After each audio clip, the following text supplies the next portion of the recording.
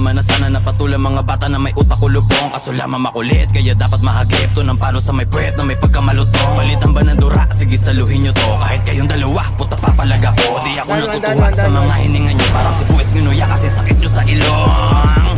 Gusto mo ng bis, barilin niya ng pistol. Rekta ka ba ang habang barong mo gawa ng mismos? Slant train ba? Ina mo, Dito dapa. mahilig pero sa pool ka pa din. Kahit paningin ko man ay tumagilid. Ang early nung shine, sa dulo wala na.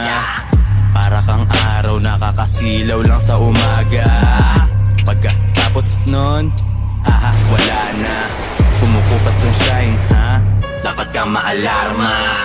Nasaan yung Diyos? Yun na sinasabi.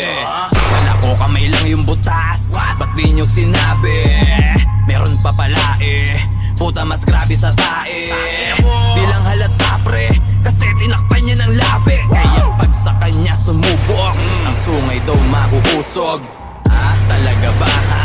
Baka ikaw napasubok. Kung ganyan lang mga banatan, dapat alam mo hindi ako tatalaban. Di na kailangan pagyabang ang aking kakayahanan. Kung alam mo naman na mas lamang ako mga lima na baitang. Kaya pasensya kung aking laway ay tumalsik. Di ko inasang tanga ka kaya di mo na masundan ang mga ginawa mong pantig. Nakakapantig to mga pangit sa pulat one hit, wala nang heartbeat. Ewan na lang natin kung mabuhay pa kayong mga panggap, mga wak at weak na artist, bitch.